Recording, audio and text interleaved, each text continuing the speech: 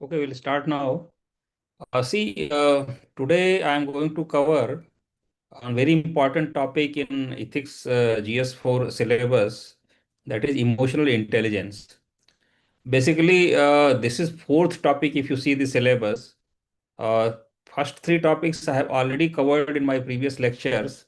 Those were ethics and human interface, then attitude, and then aptitude and foundational values for civil servants. So these I have already covered.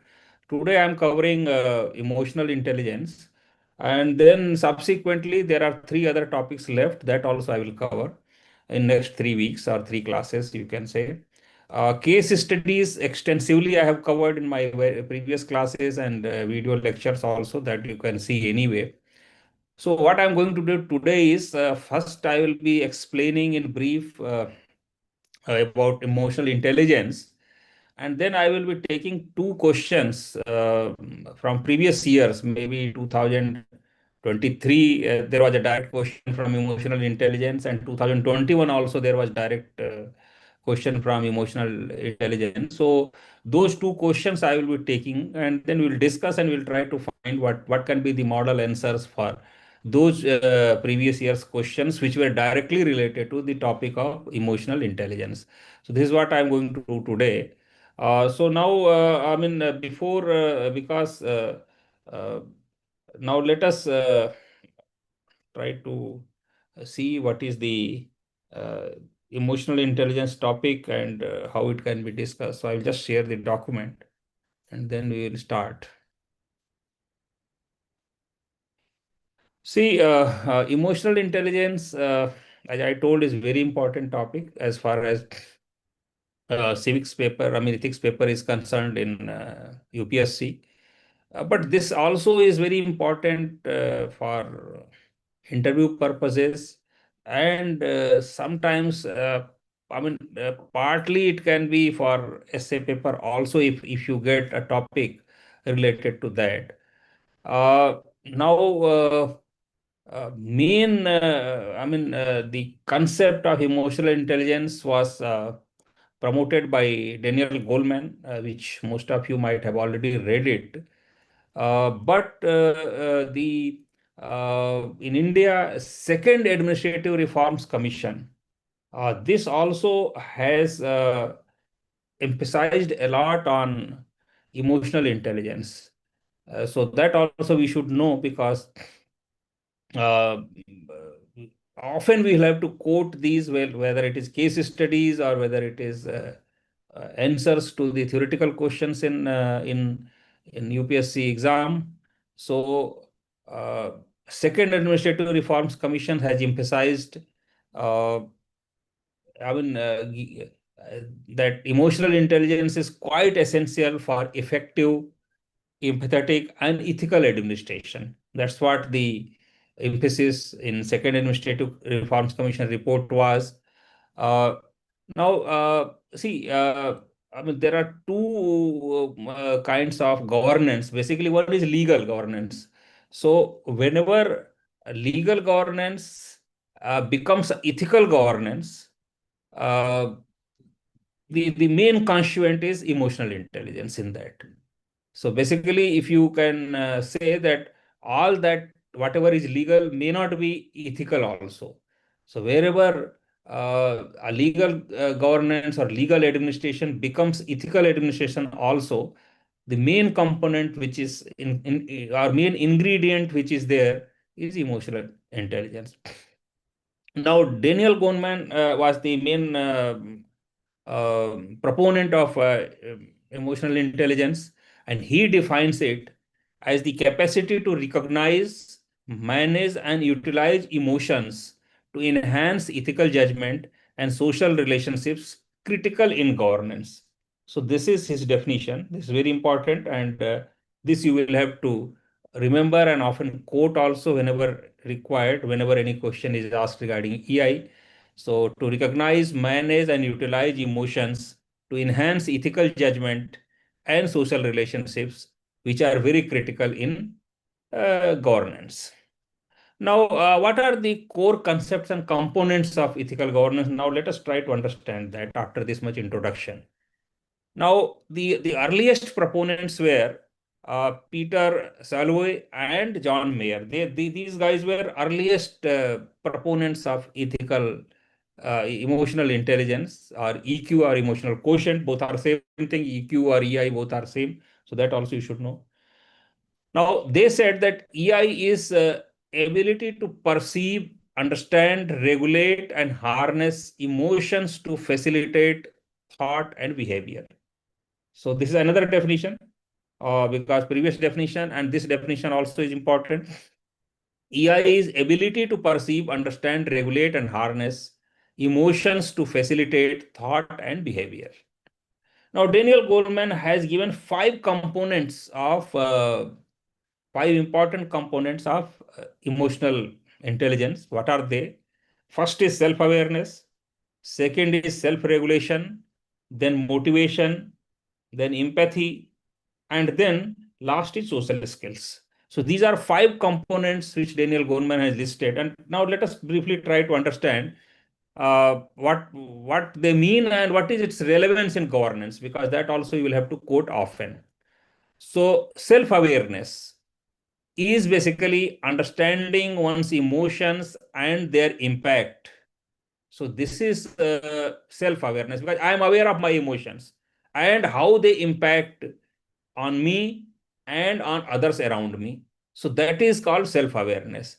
What it does in administration, it helps to avoid bias and act with integrity. So this is the main uh, uh, factor for uh, uh, governance, in which is self-awareness. Second is self-regulation. Now, what is self-regulation? Managing impulses and maintaining emotional control. Because I am able to control my emotions if required, and I am able to manage my impulses also as and when required. So this is called self-regulation. I am able to control myself properly.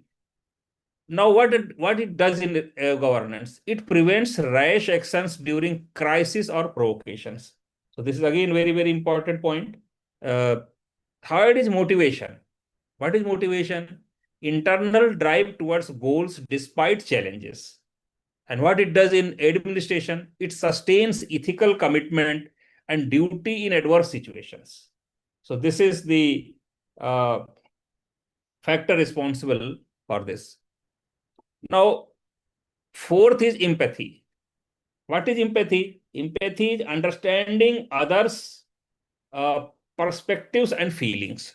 This is empathy, and this is very, very important. I mean, empathy is one of the most important components of any individual or uh, uh, any administrator, which is tested almost always, I mean, continuously.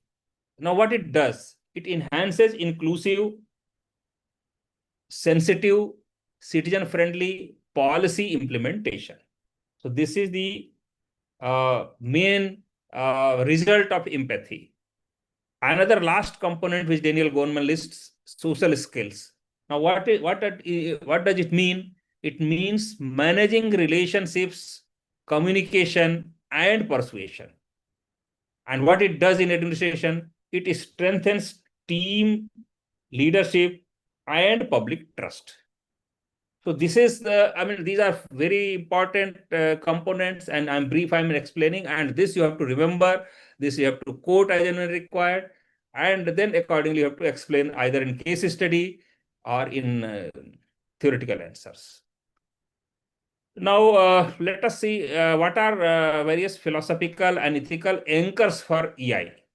Because even though Goleman was the main proponent, but there have been other thinkers also who have contributed from prehistoric times as well. So now let us try to understand that.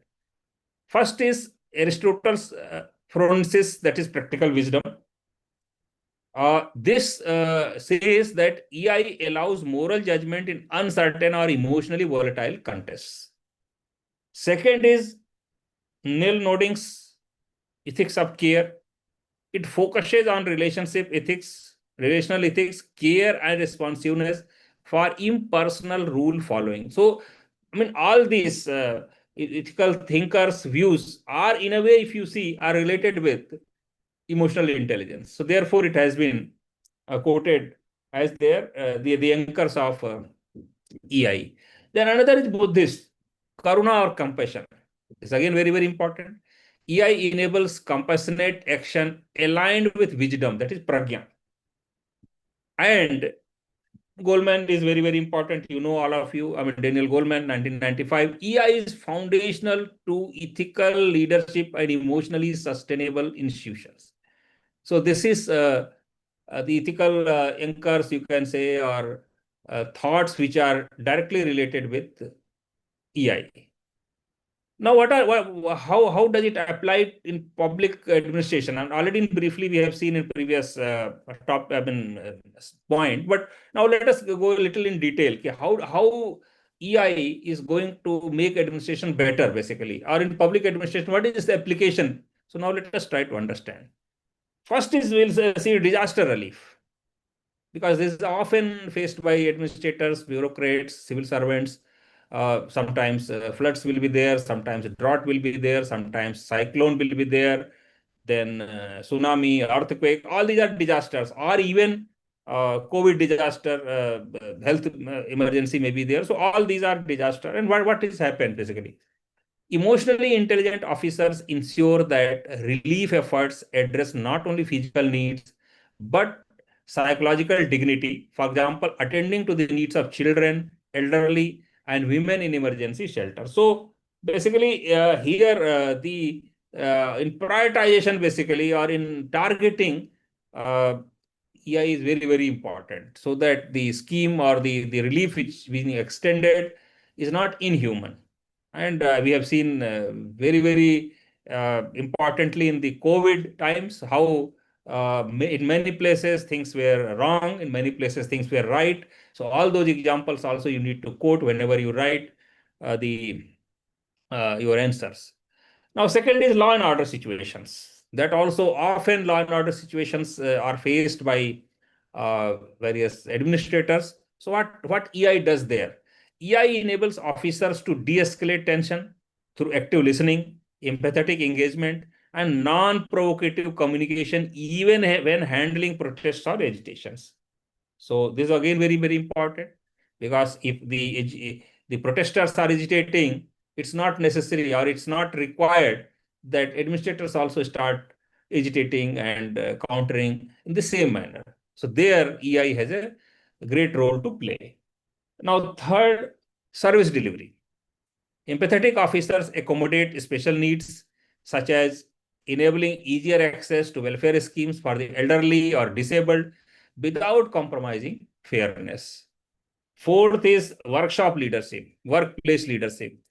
Officers with EI foster emotionally safe workplaces, motivating staff and reducing hierarchical stress, which enhances productivity and ethical performance. These are very, very simple things, but this also EI has a great role to play.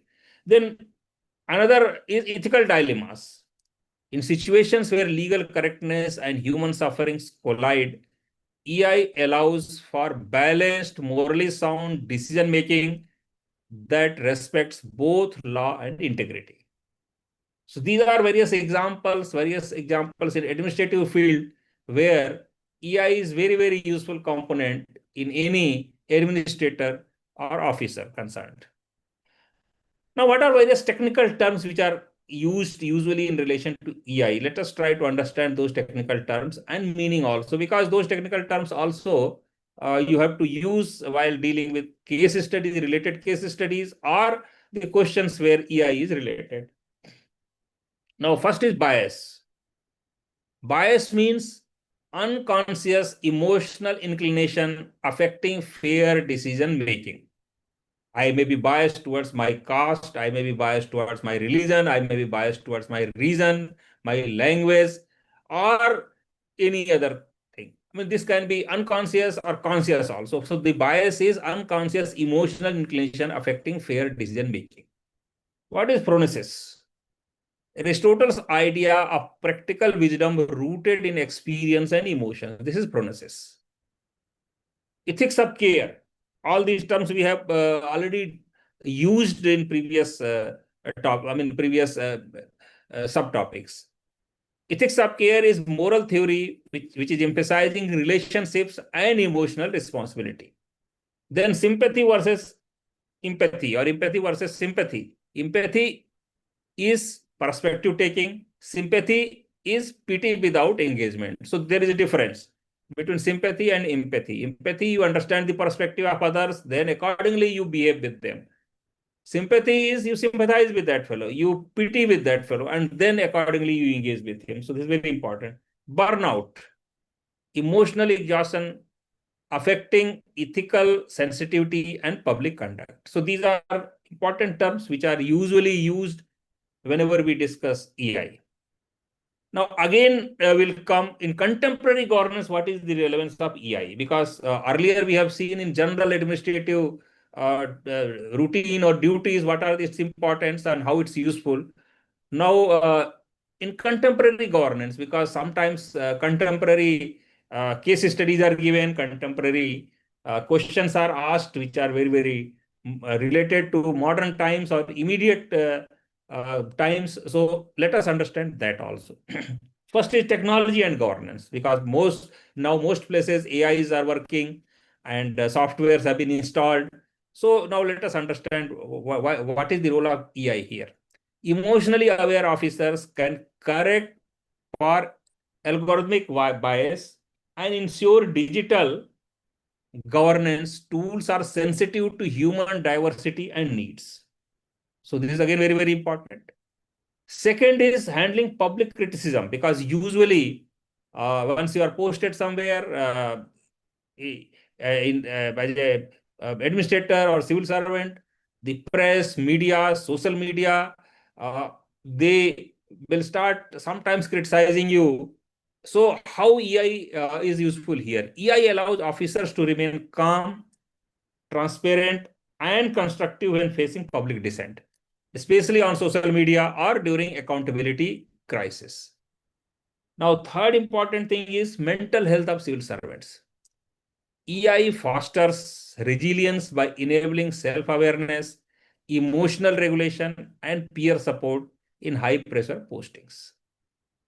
Now, let us see how EI can be institutionalized in bureaucracy or in governance. Let us try to understand that.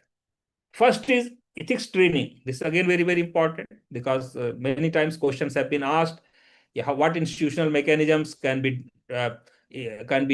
instituted so that the bureaucrats are ethically trained or trained with EI. So same thing, ethics training. Simulations and case studies enhance emotional decision making. So this is important. Then mentorship. Senior officers model emotionally intelligent conduct. So this is again important. Then counseling systems. This third mechanism. It prevents burnout, promote emotional well-being. Fourth is appraisal reforms. Include 360-degree reviews on empathy, communication, responsiveness. You may be knowing because promotions to joint secretary, additional secretary, secretaries in Government of India are done after 360-degree reviews. But whether those 360-degree reviews review all these empathy, communication, and other components of EI or not, that is a questionable issue. So the suggestion is that appraisal reforms have to be done.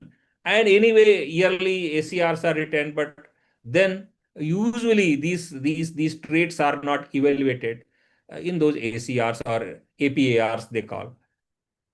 Now, what are the challenges in practicing EI? Now, let us understand that also, because we should not only say that EI is good and it should be implemented straight away, but what are the other challenges also? Why it's not so easy to implement?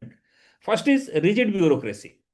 EI may be perceived as a weakness or indecisiveness. Second is stress and burnout. Continuous exposure to hardship can reduce moral sensitivity.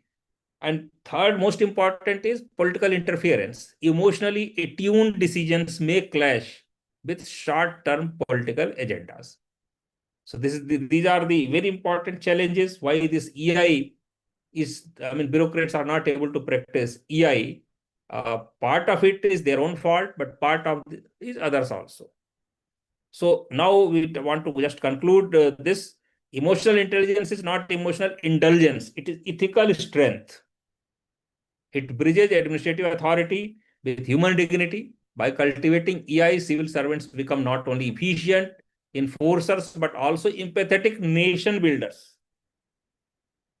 Emotions can lead to wrong decisions, but when rightly managed, they are the deepest source of our best moral actions. This is statement from Daniel Goleman. And sometimes you may get this statement to evaluate or discuss or examine. In a democracy, EI empowers the state to govern not only by law, but also by understanding. So now, what I have told earlier, after this thing, now we will try to discuss at least two questions uh, which were directly related, because case studies I have already discussed sufficient number. So you can see my previous class videos also, which are already available on YouTube. You will understand I have already discussed case studies of 2024 exam paper, 2023 exam paper also. So all those are available. You can see. So now this question was asked in 2023, and this is directly related with emotional intelligence. Now the question is, I will read: what really matters for success, character, happiness, and lifelong achievements is a definite set of emotional skills, your UQ, not just purely cognitive abilities that are measured by conventional IQ tests. Do you agree with this view? So this is the question. 150 words, 10 marks, you have to reply. I will read the question again just to understand the directive of the question. What really matters for success, character, happiness, and lifelong achievements is a definite set of emotional skills, your EQ. And as I told earlier, EQ and EI both are same. So you should not confuse whether it is emotional quotient or whether it is emotional intelligence, both they are talking same thing.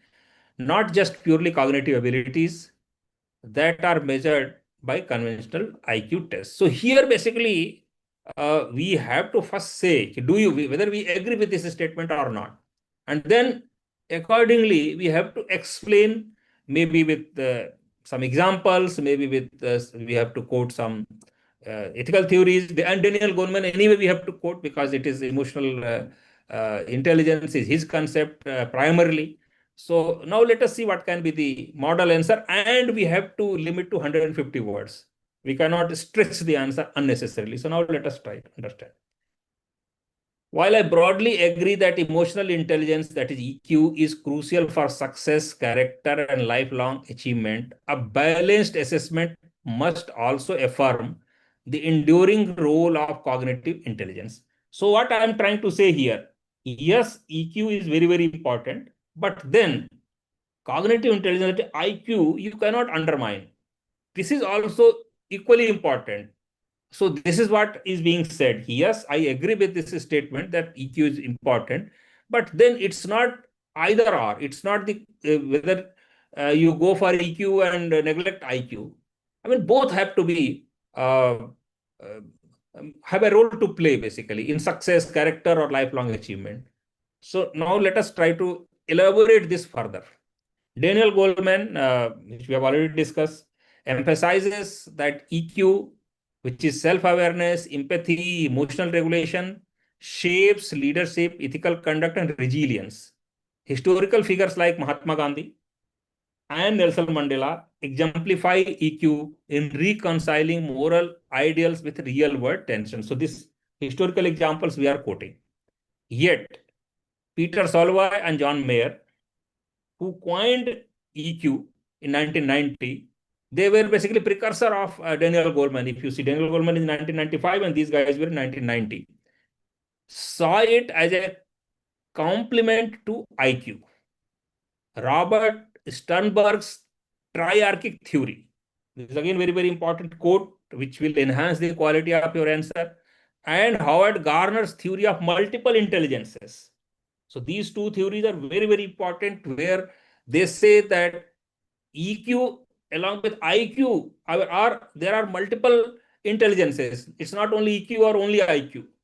So this is what has been explained. So You can go through separately for these theories, but these quotes will be very, very important and will definitely upgrade your answer. So Robert Sternberg's triarchic theory and Howard Gardner's theory of multiple intelligences also highlight that success demands analytical, emotional, and social intelligences. So this is very, very important line. It's not only emotional, social intelligence also one should have. Analytical intelligence also one should have. Analytical intelligence in a way is IQ. So in governance, IQ enables analytical clarity, while EQ builds moral sensitivity and public trust. As Aristotle's notion of phronesis, that is practical wisdom, suggests, ethical action stems from reason guided by emotional insight. Again, very, very important quote from Aristotle. So thus, it is integration of EQ and IQ that fosters sustained achievement and virtuous character. So basically, now you see this answer is having a very good analysis and balance. It's not one-sided, because sometimes you tend to write, no, only EQ is very, very important. So IQ can be totally neglected, but it's not the truth. Truth is EQ and IQ, or even that way social intelligence, all are equally important. And for a success of any human being, all or any administrator for that matter here, the integration of these is very, very essential. Now let us see what is the second question. Now this question was asked in 2021 exam. In case of crisis of conscience, does emotional intelligence help to overcome the same without compromising the ethical or moral stand that you are likely to follow? Critically examine. Again, I will read the question just for understanding the directive very, very clearly. In case of crisis of conscience, does emotional intelligence help to overcome the same without compromising the ethical or moral stand that you are likely to follow? Critically examine. So now here you have to critically examine this statement. So you have to talk basically a number of uh, uh, factors from both the sides you have to talk. You should talk negative as well as positive, and then accordingly you have to uh, start answering.